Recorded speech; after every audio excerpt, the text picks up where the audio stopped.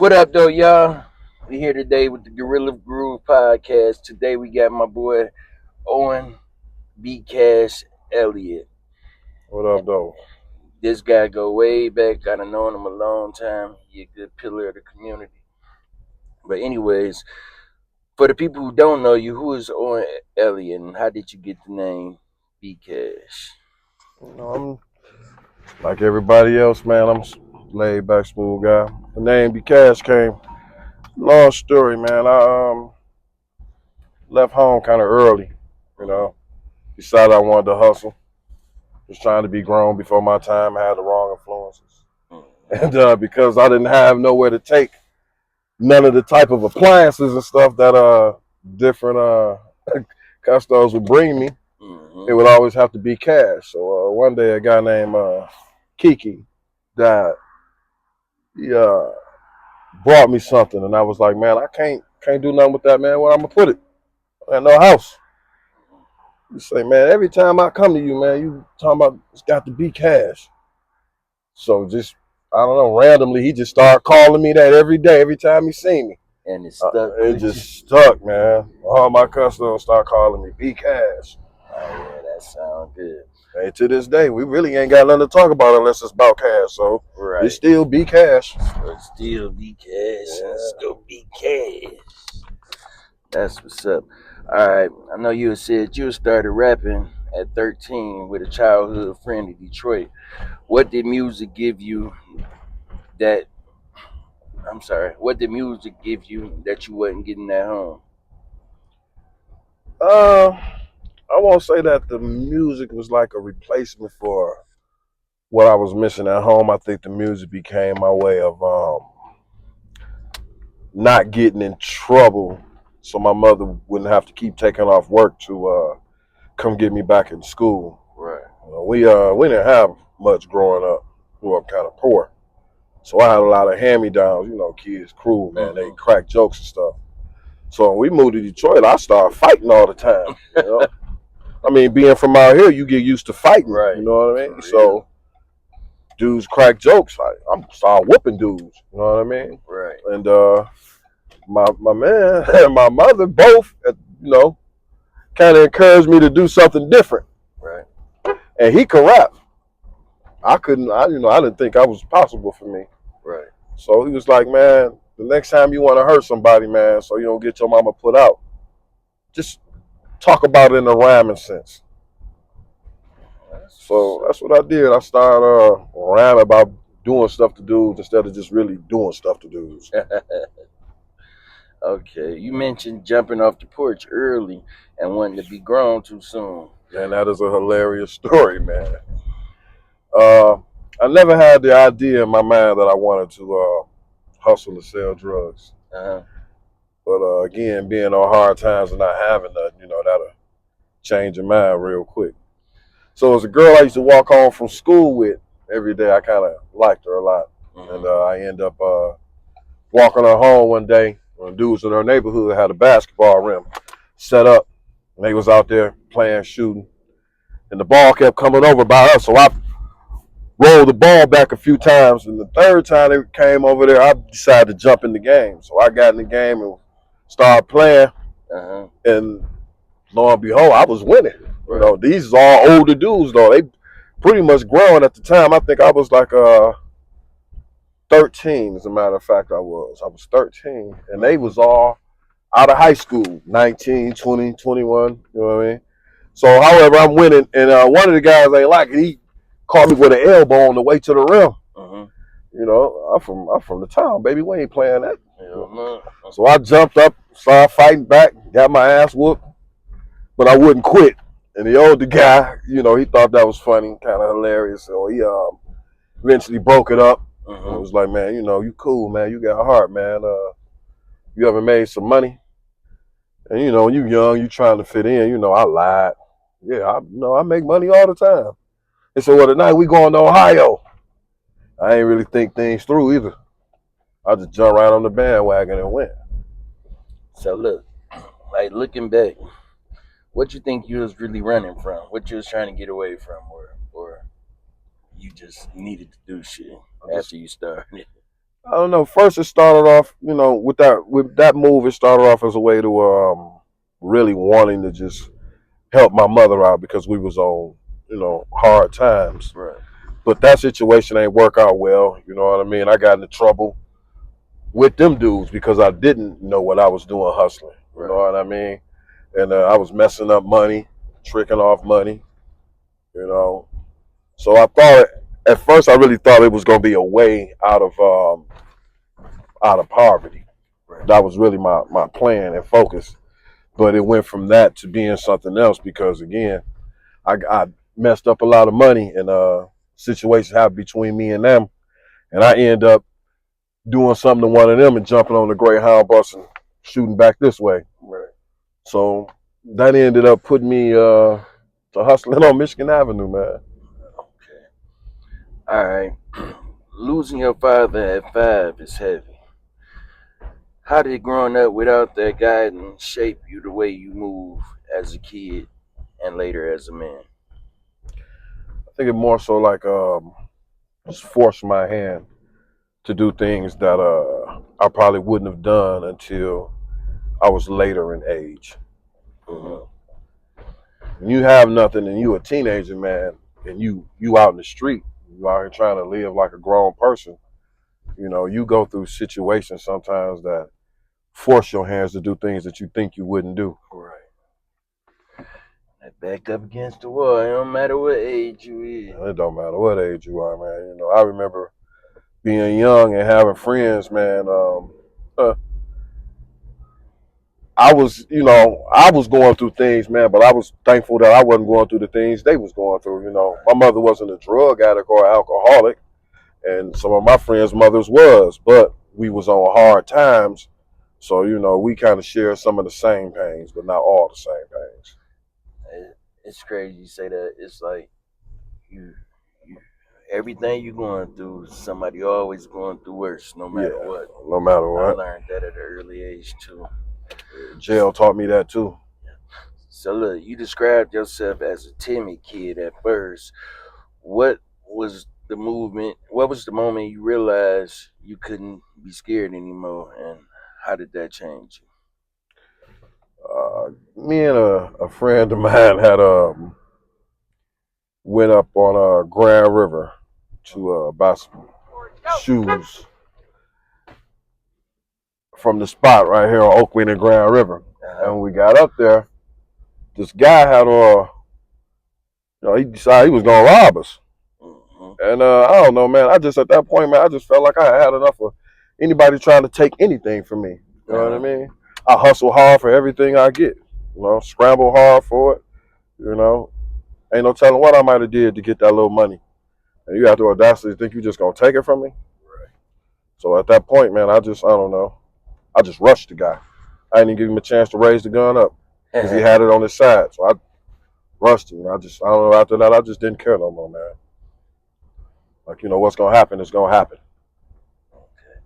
All right. Growing up around Inkster and Detroit, how much do you think the environment and the proximity influence the choices young people make? Say that again. Growing up around Inkster and Detroit, how much do you think the environment and proximity influence the choices young people make? Well, to be honest, man, and that's just my take. Mhm. I feel like you really only influenced by the things you allow to influence you, man. You had a lot of great people come from both places, and they didn't allow the environment to make them or break them, Right. or create them. You know, and I feel like that about me as myself as well. My environment didn't make me or break me or create me, man. It's the choices that I made me just want to do something different, man. I always been my own person my whole life. Yeah. A lot of people blame music, blame this and that or whatever. You got your own mind. I You got blame to be a myself. leader. Yeah, You I know what I'm saying? make my own choices. Always have, always will. Right. I'm a go against the grain kind of guy. Right. All right. You talked about choosing a side and getting jumped in at a young age. At that age, what did loyalty mean to you, and how did it define you now? All right, so I have to tell a story. Mm-hmm. It's kind of funny. Um, I lived on Burns, but I hung out in the projects. Right. You know, it ain't no secret. My mama used to catch me in the projects and whoop me in front of the whole hood. For real. But it was more exciting being in the projects, so I felt a closeness to them because, like I say, we was poor. We was on Section 8, so I lived the same way they did. We had that ball, eggs, and sugar from the neighbors. You know what I mean? So I felt a connection with them. So one day, because I'm always around just key people in the gang at the time, Mo Johnson was like, "Man, let's jump Owen." And at first, I was finna be like, "Man, whatever." I was ready to take off run. No, it wasn't get your. It's too many. Too many niggas talking about get your ass beat. But at the time, I didn't really know what that consisted of. But we went ahead, went through with the ordeal. I got jumped behind the S&S shop. Came out cold, boy. But it showed me a different sense of love and brotherhood than I had ever seen before, because it was like, out of one bag of potato chips, you would feed 20 guys. You know what I mean? But y'all all we all gonna eat. You know what I mean? Go to Fairlane and hang out together and do stuff, man. Everything was almost like collectively. Right. You mess with one, you got to mess with all of us. And even though we had our own little cliques inside the crew, it doesn't matter. You mess with one, you still mess with all of us. So that being unified, man, it really helped the guy out. But then, we end up moving to Detroit. So it was just like back and forth between here and Detroit. So I only had love in that one area. Right.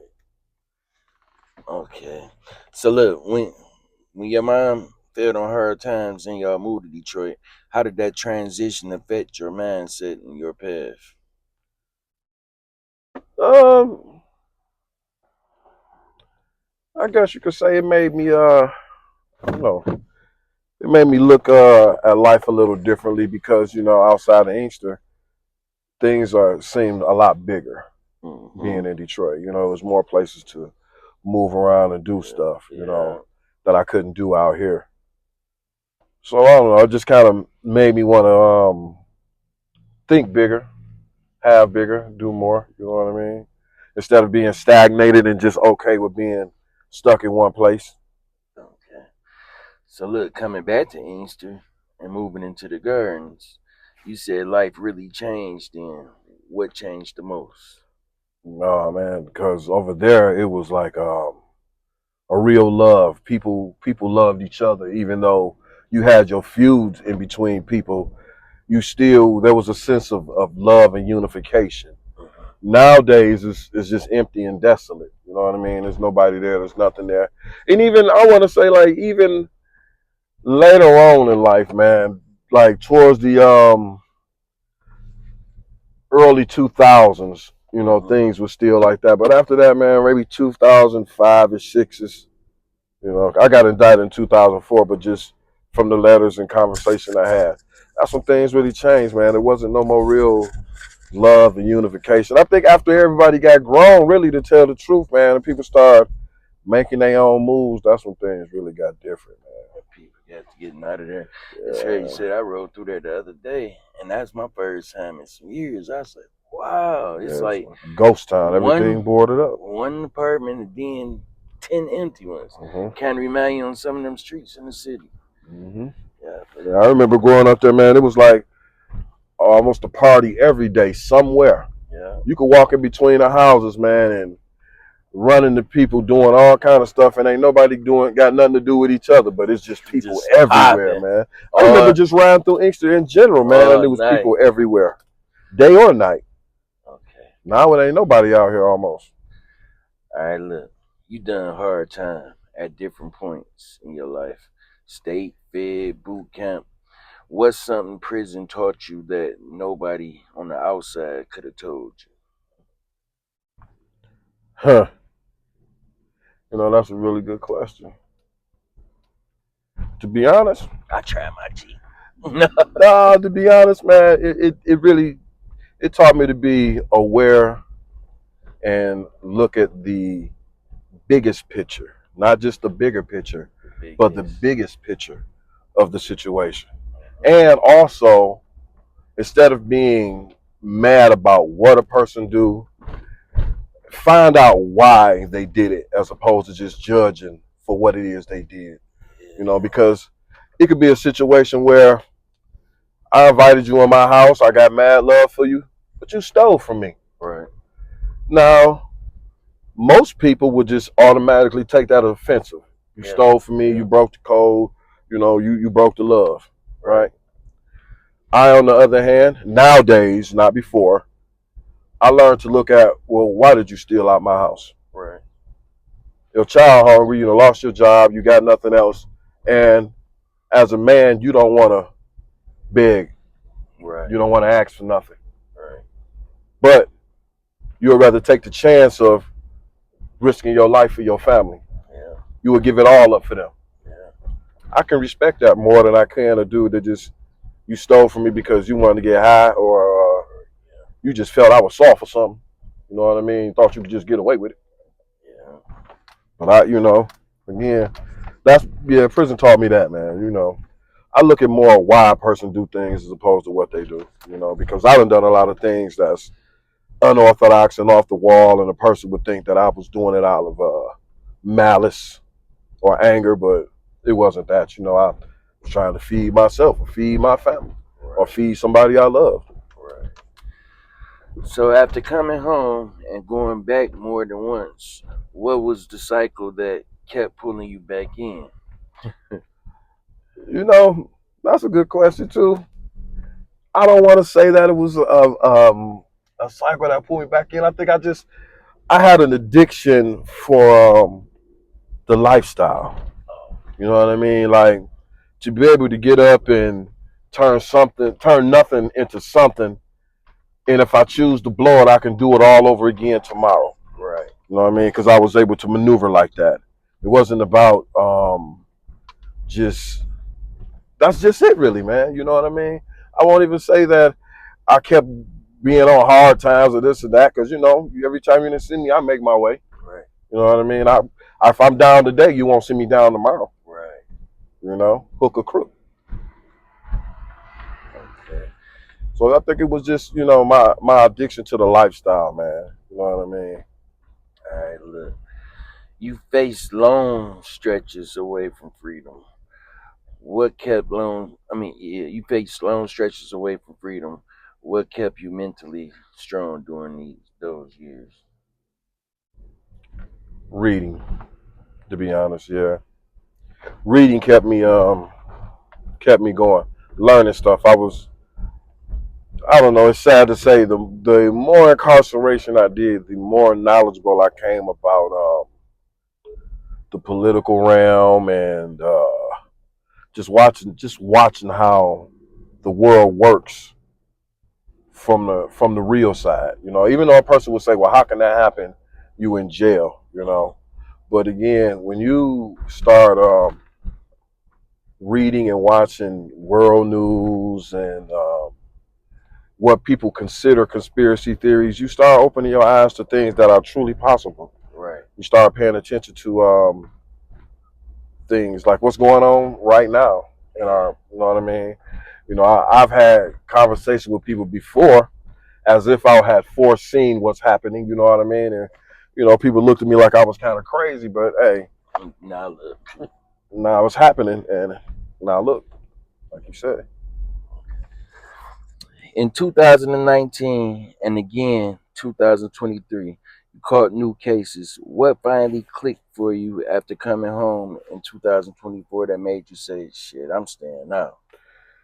To be honest, man, it's not the fact that I'm just like, shit, I'm staying out, man. I just, try to be a lot more careful in my movements, man. I just try not to be quick to do things, man. My reasons for even going to prison, man, I lost one of my relatives, and I just kind of,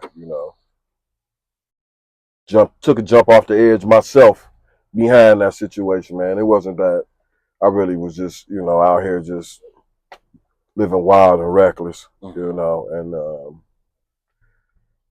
me going back in 23 was still a result of the same situation, but only just because it was a violation of the parole that I was on from that. You know, it wasn't nothing that serious, you know. And nowadays, man, it's not like a person just be like, you know, hey, I'm going back to the joint tomorrow. You know what I mean? Just, Shit, you it know, had sometimes circumstances and situations, man, may put you in a place that you don't expect to be. right. You know, me, I'm not gonna lie, you know, I got 14 felonies, man. I'm pretty much unemployable. They say job friendly, man, but that all sounds good until you that person with all those felonies trying to get that job and that door closed in your face. Right. Now maybe, you know, if I wouldn't have made so many bad choices younger, had maybe one or two felonies or whatever, then, you know, who knows. But at this point, you know, I have to like now make my own way. You know what I mean? You know, I buy and sell used rotors. I got a company called Rotor Retrievers. You know, it's not really a booming business at the moment because I don't have all the resources and finances I need, but It's it keeps sturdy. me, yeah, it's sturdy for the moment. It keeps me going, you know. That's what's up. Yeah, you know, It's most people think that I always just been like this rotten apple that I'm not. but shit, the business go grow over time, and as long as you stick with it, you already know the outcome. Look, how has your perspective, responsibility, and freedom and consequences changed now compared to when you was younger?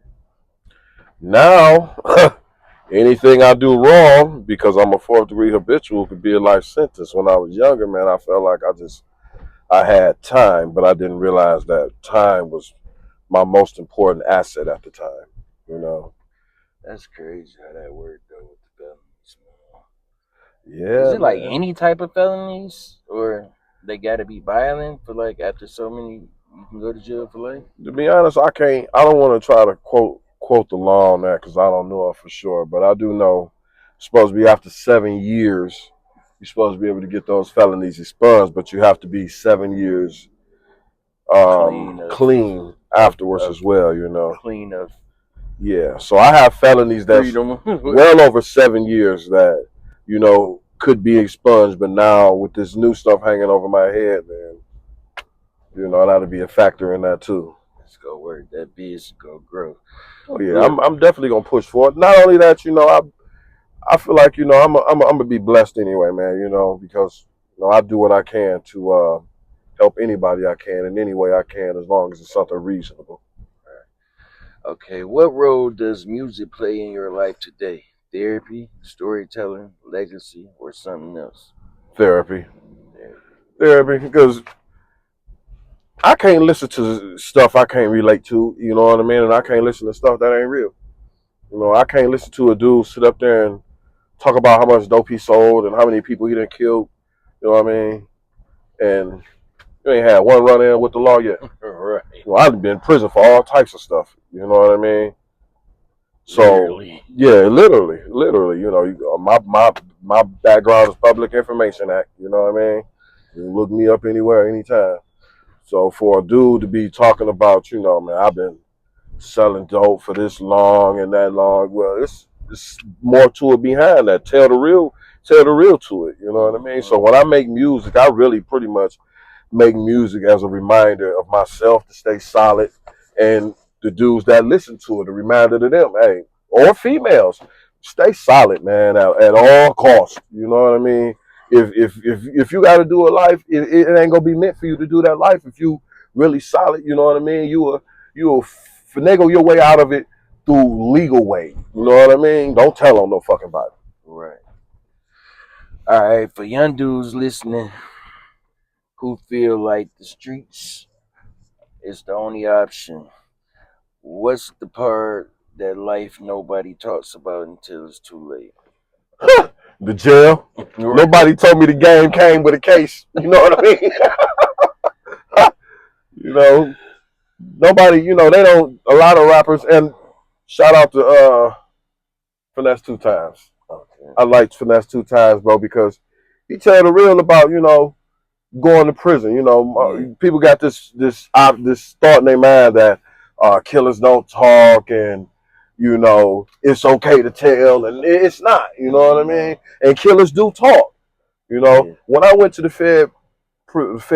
federal system, bro, that really showed me something different about what we call the game and criminality and all this other bullshit that people hype up to be what it's really not. You know what I mean? And it's sad. Jail is a whole tough man competition that don't even exist for real. Right. You know what I mean? You got dudes tough for no reason and they not even tough for real. And then you got another group of dudes that they really for that life, but at the same time, looking back, they wish they never even did that because they got all this money, but they can't spend more than $300 a month.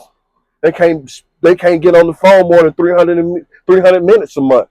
So what good is to have $1 million if I can't spend it the way that I want to spend it? Somebody else spending my money now. When people be in jail with money, can he send it out? I mean, yeah. No, I'm just wondering, like. I mean, it's not like a dude just sitting in prison. He got $1 million on his account. People steady sending him his money. So all that time that you did accumulating all that money, now that you locked up, you're not getting to enjoy it. Right. You know what I mean? Somebody else spending your money. Right. Or you spending it on lawyers. Not that I ever had that problem because I ain't never had money like that, but I've been incarcerated with dudes who have, you know what I mean, have that problem. You know what I mean? I don't talk about it much, man, but I remember in 2006 and 7, I was incarcerated with Big Meech. You know what I mean? And I watched him go through a lot of stuff, man. You know what I mean? For real, mentally and physically. You know, and then dudes running up on him trying to get rap deals and all that. They don't care about his situation. You know what I mean? Like shit every day, man, what? You know, I ain't gonna lie. Put me in my cell. I had my moments sometimes where I would ask him how this sound, but it wasn't like I did it often. I gave the man his space and his respect. Right, you know what I mean? We played chess and believe it or not, Monopoly. Okay. You know, and we used to wouldn't play games at all. I don't play games. And eventually, shit. Yeah, time, man. Loosen you up, man. You know what I mean? Okay, look. Inkster has produced a lot of stories, good and bad. What do you want your story to represent now? Change is possible if you want it. You know what I mean? You know, even for myself, you know, man, I've been prone to be a part of these streets one way or another. You know what I mean? And as I'm older, I'm 50 now, you know, I find myself not wanting to be attached to them in any type of way. You know, even sometimes I see people that I know, and I do got love for them, but I really don't even want to talk to them because of the bullshit that they're involved in. I don't want to be attached to that shit. You know what I mean? I love you, bro, but I ain't trying to, you know what I mean? Hell no, leave me out that shit. You know, I stick to raising my daughter and messing with my music and staying to myself, man. I wish I could find a way to where, as an Aboriginal culture, we come together. I wish I could find a way to push that issue. You know what I mean? About like you know, as all dark-skinned indigenous people. That's what I meant to say. Not Aborigines, but indigenous people. Right. I ain't trying to feel on your brother to make no, sure I got you. I got you. Okay. All right. Like now, this stage of your life, what the peace look like to you? Peace? Huh. Us going back to the barter system, not having to deal with the orange motherfucking offers and his people. Yeah. You know what I mean? I can't grow, but I can build anything. You know what I mean? You can't build shit, but you can grow like a motherfucker. I build for you, you grow for me. We don't got this money issue now. Right. You know what I mean? They stuck they way of life on us, and we have grasped it so hard being blinded by what we've been blinded by that a lot of us refuse to look past that anymore, you know. And we've been blinded forever. Oh yeah, man. People have given up hope of even knowing who they are. You know, some people don't even want to know. And that's the even sadder part. Like, you're just comfortable with the situation instead of wanting to move forward with it. And all the knowledge is out there. It's all there. Anything you want to know. It's Public Information Act now. You know what I mean? Look, it's something you said to me off camera that I want to kind of go back to with the situation when you ran away to Ohio with them guys. Tell me a little bit about it. How I messed up the money. Yeah. So I was a virgin actually when I ran away and went down there with them guys to hustle. So I had never felt the touch of a woman, or you know what I mean. So I didn't know nothing about sex. So these guys come in one night with these young chicks, man. And you couldn't tell that they was getting high. They didn't look like nobody to get high. They was young, fine, fly. So anyway, they go in the back room and they had like this little sexual orgies, little dick sucking contest going on. I'm up front. I'm doing what I do. I'm hustling. I'm up there guarding the door and making the sales, right? So after it's over later on, the dude that's kind of like the oldest, like he kind of like the leader. He like, man, why you ain't, come back there and get in? And I'm like, man, I don't know what y'all got going on. You know? Right. So he like, man, niggas getting their dick sucked. You ain't. I'm like, man, I listen. I ain't never did that before. You know what I mean? One thing I've pretty much never really been is a liar, other than trying to get out of whoopings and shit. You know what I mean? So I'm like, I ain't never did that before. So what he shouldn't have did was let me see him get that chick a rock to suck my dick. I fucked up the bag after that, man. If you was fine and didn't look like you got high, you came to buy some dope, you ain't even have to buy it. Let's go in this back room. Young as hell with it. Fucking up the money, man. And one night, dude checked me about it. Dude he actually thought I was smoking. You know what I mean? Because I was chipping off the rocks. You know what I mean? Because I'm trying to get off. I don't give a fuck about nothing else. She get bitch lying to me. My jaw's hurt. Here, take this. They feel better. Yeah, take this. This will numb the pain. Just keep sucking. Yeah, I was young and dumb, man. But I ended up waking up one morning, man, and one of the chicks had blew me off so good I fell asleep. Chick had took a razor blade and cut my damn pants pocket and stole the work out of my pocket. I had the money hid somewhere else, so she ain't getting no money, but she stole the rest of the work. Good thing I had sold the majority of it. I took that money, man. I got on the first Greyhound and got the fuck on. Damn, she cut the pocket. Man, she cut the pocket out my pants while I was asleep, bro. I'll never forget it, man. Ohio chick, they called her Mona Lisa. Light skin, red bone. In fact, she kind of looked like the Brat, but lighter. Okay. So look, now you say you got the rotor business now, right? Yeah. Is there anything else you do or getting into now that you're trying to work on or that you're working on, whether it's music or anything else? I've actually kind of been trying to get into making music tracks. Okay. I find comfort in that, and making beats. Yeah. I done had a few different people like some of the stuff that I did, and even offer to buy some of it. So I'm like, I'm finna start pushing that, but I also want to try to push some programs, man, for our youth, man. You know what I mean? In some type of way. I came up with an idea called parenting through music. I can't really go too far into it because I don't want nobody to bite my shit and be copyrighted and blah blah blah. Then I am going back to prison. Right. There's enough room for everybody though now. Like literally. But I feel like when you have a conversation with your child in dialect, you have a better understanding with them. You know what I mean? Yeah. Ooh, I might be covering up my mic. But a lot of parents, especially coming from our generation, they have this problem with talking at their children as opposed to talking to their children.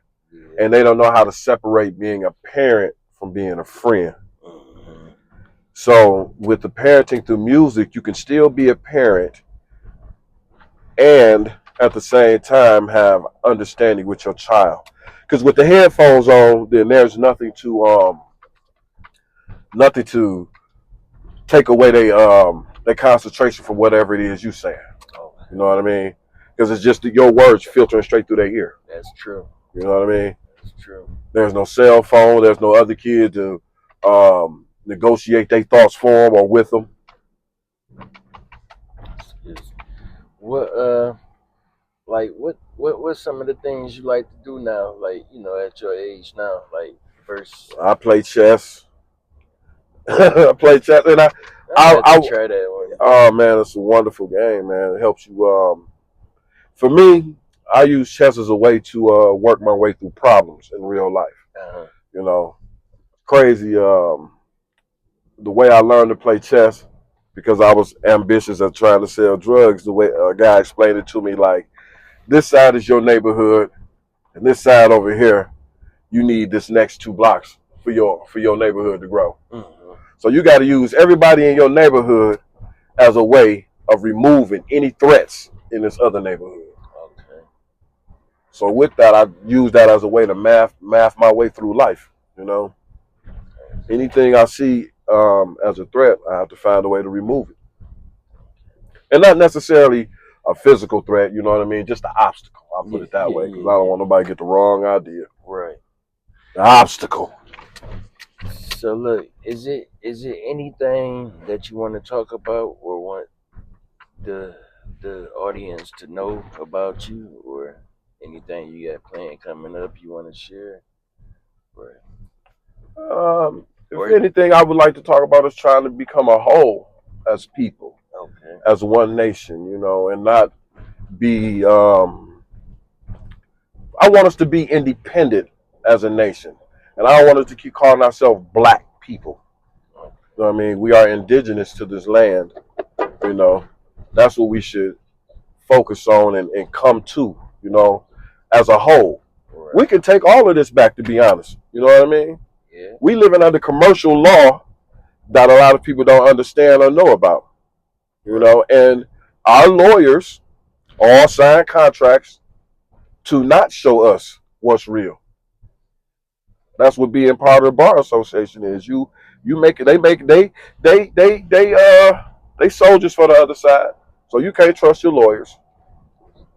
That made no sense. Okay. Is there anything you want to ask me?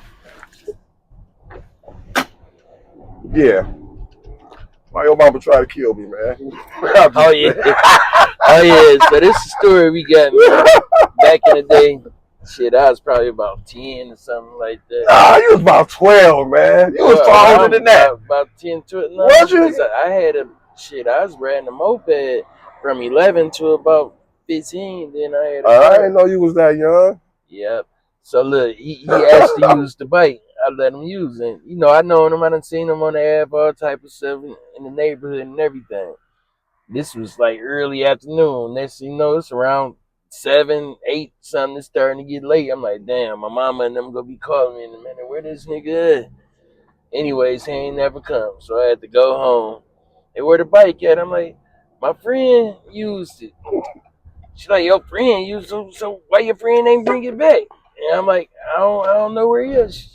So my mom like, where he stay or whatever, right? We riding around looking for him that first night. Ain't happened. One day randomly, we riding up Inkster Road, and my mama see the bike. My mama don't know that this big ass van, this big ass old school conversion van in the middle of Inkster Road, like ran up on the thing on the sidewalk trying to hit him or whatever. Long story short, shit, we end up getting out. But he like, I ain't still. Like, I was gonna bring it back. It was late. Yeah. So this will really happen, right? Rest in peace, my little dog Bam. He shows me how much money can be made on Michigan Avenue, right? Mm-hmm. So don't really got no kind of connect with nobody over here like that. Right. The only people I know that I can cop from is in the gardens. Right. So when I seen you, I needed a ride to get to the gardens, right? So when I jumped on the bike, my whole game plan was to go, cop, bring the bike right back. Right. I get to the hood, grab what I'ma grab. On the way back, soon as I get by the Mona Lisa, dudes just crowd me. Y'all know you got something? You know what I mean? I sell out. Right. I turn around and go right back to the hood. I'm recopping again, right? Right. On my way back, I'm greedy. I go right back the same way I came. Right. This time, there ain't nobody outside. I get down a little further by the Evergreen, and I get met by some people, and I sell out again, and I turn around and go back. And before I knew it, man, I had completely forgot to bring the bike back. I was just, you know what I mean? It was like tunnel vision. Right. I was just chasing the money. And the person I was going to meet when I went to the hood told me that they was somewhere else, and that's how your mama seen me. I was cutting to where they was at. I didn't know what the hell was going on. I just heard the engine ramming up behind me. I'm like, what? And I look back. That was funny in the mud, man. And it's crazy. We older now. If a motherfucker ain't never seen we done laughed and talked about it for years. If a person ain't never seen a dude do 40 miles an hour on the bike, they should have seen me that day. Right. Gone. So look, before we wrap it up though, sure there ain't nothing else you want to talk about, or any social media you want to put out there right now, or it's cool?